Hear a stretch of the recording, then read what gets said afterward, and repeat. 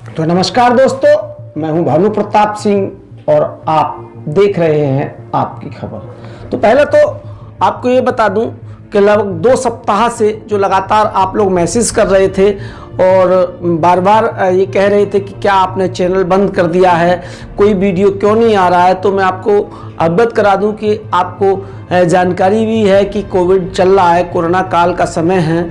उसी को देखते हुए मेरी माताजी की तबीयत बहुत ज़्यादा गड़बड़ा गई, ख़राब हो गई, जिसको देखते हुए मुझे कई हॉस्पिटल उन्हें लेकर जाना पड़ा, जिस कारण मेरा खुद का भी स्वास्थ्य खराब हो गया और लगभग 2 हफ्ते से मैं बीमारी से ग्रस्त चल रहा था। इसी कारण आपको वीडियो नहीं मिल पा रही थी और अब आपकी मेहरबानी, कृपा दृष्टि और आपके जो लोगों की प्रार्थनाएं बार बार मेरे पास मैसेज आए, मैंने कुछ लोगों को मैसेज के द्वारा ही जवाब दिया, तो लोगों ने प्रार्थना की, तो आपकी प्रार्थना से आज मैं इस लायक हूं कि मैं फिर दोबारा से आपके अपने चैनल आपकी खबर और फेसबुक पेज के माध्यम से आपसे फिर रूबरू हो रहा हूं। तो आपको ये बता दें कि जिस तरह से कोविड चल रहा है और कोविड का कुछ लोग नाजायज़ फ़ायदा उठा रहे हैं, काफ़ी लोगों ने कालाबाजारी शुरू की, काफ़ी लोगों ने तमाम तरह के जो इंजेक्शन्स थे, तमाम तरह की दवाइयाँ थी, उन पर ब्लैक मार्केटिंग की,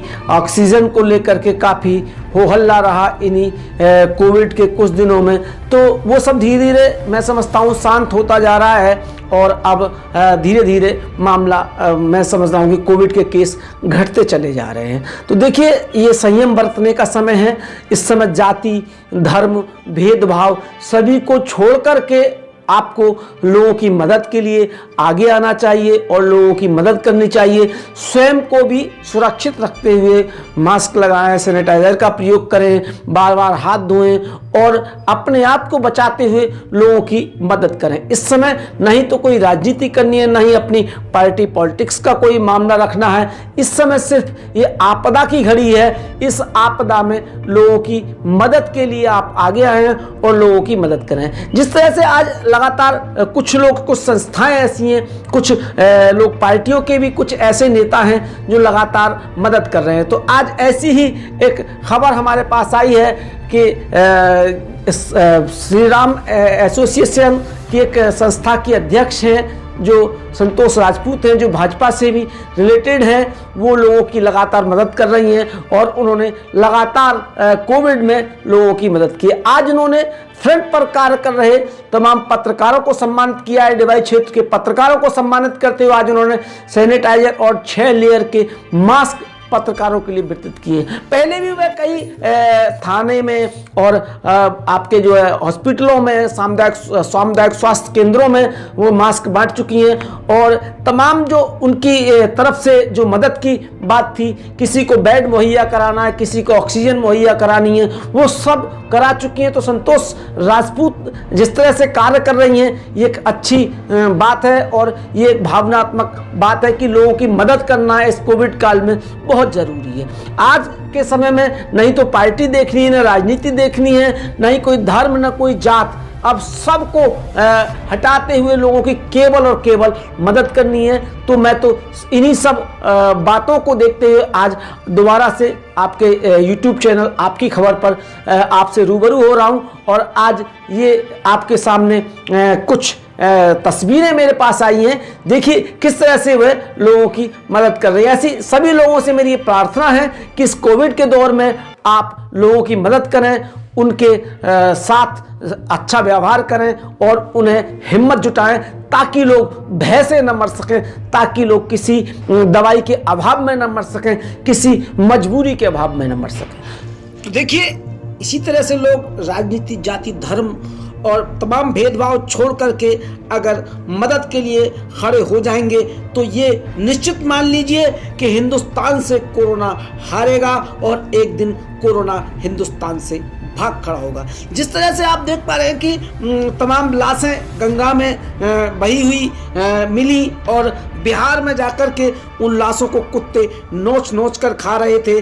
अगर इसी तरह आम लोगों ने एक दूसरे की मदद की होती तो शायद वो लाशें गंगा में न बहा करके वो लाशों का दाह संस्कार हो जाता, और दाह संस्कार के बाद आज जो तमाम मीडिया, अंतर्राष्ट्रीय मीडिया हिंदुस्तान की खिल्लियां उड़ा रही है वो नहीं उड़ती। तो मैं तो तमाम पत्रकारों से भी ये बात कहूँगा और आमजनों से भी ये बात कहना चाहूँगा। 4 लाइन से मैं शुरुआत करता हूँ। ये बात तमाम लोगों को अपने ध्यान में रखते हुए 4 लाइन मुझे एक शायर की याद आ रही हैं। उन 4 लाइनों से मैं तमाम जनता का ध्यान आकर्षित कराना चाहूँगा कि पहले तो पत्रकारों से मैं ये बात कहूँगा कि लेखनी की धार कुछ पैनी करो, लेखनी की धार कुछ पैनी करो, और कर सको तो शब्द को छैनी करो।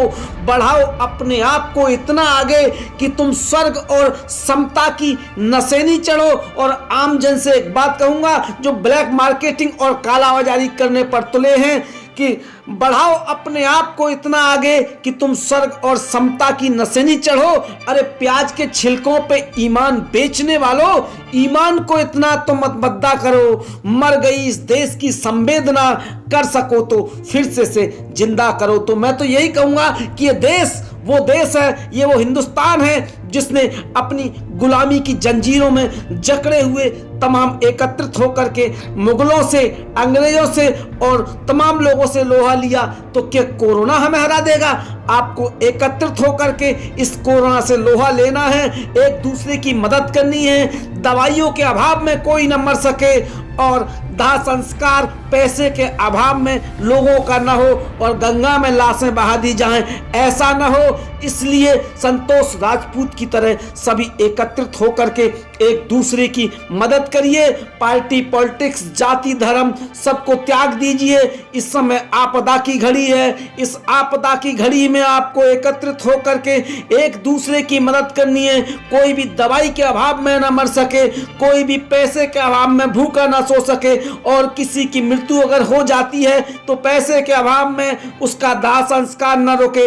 इसीलिए मैं तो आपकी खबर चैनल के माध्यम से एंकर भानु प्रताप सिंह सभी से प्रार्थना करता हूं, सभी से आग्रह करता हूं कि एक दूसरे के साथ आइए, एक दूसरे का हाथ बटाइए और एक दूसरे की मदद करिए। अपने आप को सुरक्षित रखिए। इस कोविड के दौर में आपको खुद को भी बचना है और दूसरे लोगों को भी बचाना है। बस यही एक इंतकाम और यही एक मुहिम छेड़ दीजिए। देखिए कोरोना फिर देश से किस तरह भागकर खड़ा हो जाता है।